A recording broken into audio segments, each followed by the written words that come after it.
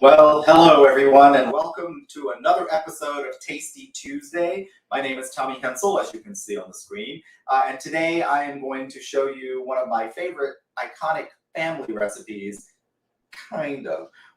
So I had some issues with this one, so it's going to be an interesting kind of discussion about my lack of cake making skills, but I think it's going to end up being just fine. So what I'm going to talk to you today about is my mother's famous, in our family, iconic coconut cake recipe. I like to call it the 7-day coconut cake.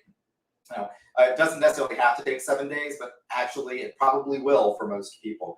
The trick on this cake, and it was horrible when I was a child, because once it's made, my mother would cover it in this very same Tupperware container that I have here. This was hers, and put it in the refrigerator for 4 days. 4 days.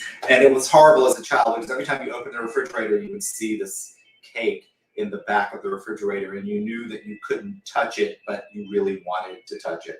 So it was kind of a tough thing. But I decided, and when I grew up and started baking again a little bit, I decided to try this out, and I did it for my birthday last year, and it turned out great for my birthday.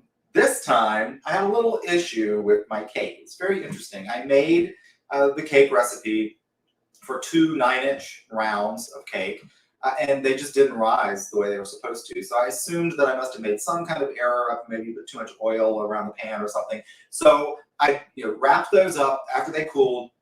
I wrapped them up and put them in the freezer and thought, you know what, I'll use them for something else. I'll make another batch. This batch will rise. Well, the second batch was actually worse than the first batch. It still tasted good, but it was not risen at all. So I was beating my head against the wall thinking, okay, I've got to do this demo, and I've got lousy cakes. But I decided on a whim, like, wait a minute, let me test my baking powder. Handy tip. Test your baking powder before you bake a cake. The baking powder was just barely okay. So what happened is that I made the cake like I normally would, but it only rose maybe about halfway, a little more than half of what it should have, because the baking powder was just old. So I had learned a baking powder lesson. So I debated what to do, because normally this cake, I make 2 well-risen 9-inch rounds, cut them in half, so it's a 4-layer cake. But this one wasn't going to be high enough, and it just was going to look awful for the dinner party that I'm having on Saturday, where I'm going to serve this. So I played around with it. I sliced all 4 cakes in half. So I had 8 layers, but I only used 6 of them in the cake because I felt like that was about the right height. So the filling in between the layers is not robust, but it's all there. It just happens to be more cake than filling. So I'm hoping that it will turn out fine. But in general, when you make this cake, it should be 4 layers with pretty appreciable amounts of filling in the 3 layers of filling in the cake. So here's the recipe on the cake. First, you need to make your yellow cake. Now, my mother used a packaged cake recipe from the grocery store. Turns out just fine. I decided it was easier, or maybe not easier, but just as easy to make my own yellow cake. So I basically find whatever recipe you want that is sufficient to make 2 9-inch rounds of basic vanilla yellow cake. So I'm not going to give you that recipe because there's a million recipes online, and you probably already have your own recipe for yellow cake. So that's the cake part. What's interesting about this is the filling and the frosting. So I call it a 7-day cake because on day 1 of the 7 days is the day you go shopping to buy the ingredients that you do not have on hand.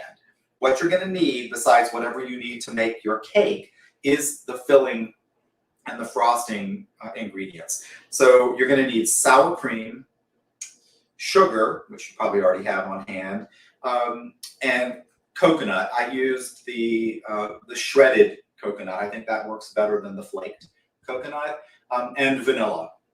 That's all that's in the filling. So the filling is made from 2 cups of sour cream, 2 cups of sugar, 12 ounces of coconut, and a teaspoon of vanilla extract.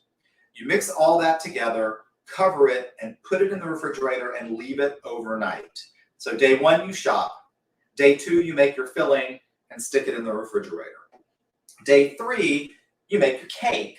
And once it's cooled, you slice the layers, and then you sandwich the layers with the filling, but keep 1 cup of the filling out because you're going to use that as part of the frosting for the cake. So this is a cup of the filling that I have kept out. The rest is now layered. I'm going to show you my poor cake.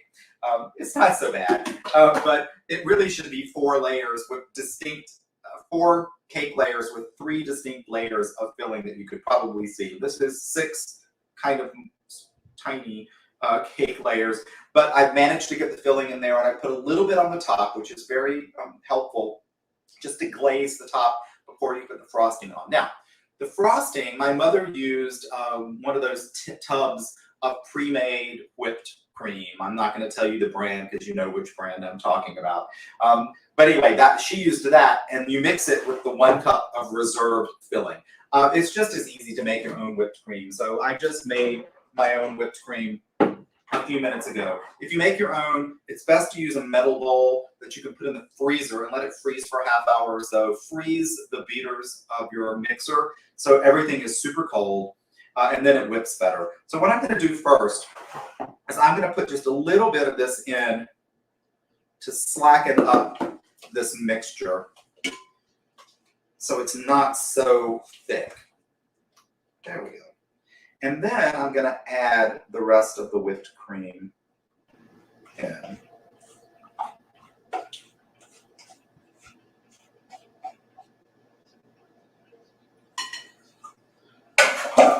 And then you want to stir this to just incorporate. And this becomes the frosting for the cake.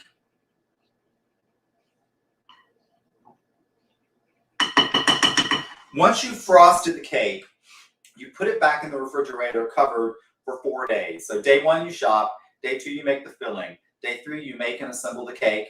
Day 4, 5, and 6, and most of day 7, it's in the refrigerator. And then in the evening of day 7, you can eat the cake. So I'm not going to make you watch me frost this cake because it'll take me a really long time because I'm just not great at frosting cakes. But I just wanted to give you that recipe. So this is my mother's iconic 7-day coconut cake. The filling is made, again, from 2 cups of sour cream, 2 cups of sugar, 12 ounces of coconut, and 1 teaspoon of vanilla extract. Mixed together, put in the fridge overnight, then take a cup of that and reserve it. Use whatever's left to put in between the layers of your cake, which should be 4 cake layers with 3 layers of filling. And then when it's time to frost, mix about 12 to 16 ounces of whipped cream with that 1 cup of reserved filling. That becomes your frosting. Frost the cake, put it in the refrigerator for 4 days, and it will get juicy and moist and wonderful and dense, and it will be a very tasty cake at the end of the process. Now, I'm sure it would taste fine on day 1, but I'm sticking to my mother's recipe. So there you have it, folks. My mother's iconic coconut cake, which I call the 7-day coconut cake. It's a lot of anticipation and a lot of waiting, but it's a great cake. If you really want the recipe, please drop me a line and I'll send it to you. But it's a pretty simple one as long as you know how to make a yellow cake. I'm going to throw up really quickly the banner for my YouTube channel. I hope that you will follow me on YouTube. My channel is youtube.com/Tommy Hensel, my full name. I'm going to leave that up. And then I am going to depart for the evening. I'm going to frost my cake and then put it in the refrigerator, and then I'm going out to dinner because I didn't feel like cooking at home tonight, so because I was dealing with this. So anyway, thank you everybody for joining me. Please join every Tuesday for cooking tips. Every Thursday, my Thirsty Thursdays, for cocktail demos and tips about wine. Thank you for tuning in, and if you're tuning in later, thank you for tuning in later, and I hope to see you every Tuesday and every Thursday for Tasty Tuesdays and Thirsty Thursdays. And without further ado, I'm going to say goodbye, and I'm going to frost this cake and put it in the refrigerator. Thanks, everybody, and I hope to see you. I'm going to move this. Hold on, let me get rid of that. And I hope to see you again soon. Thanks.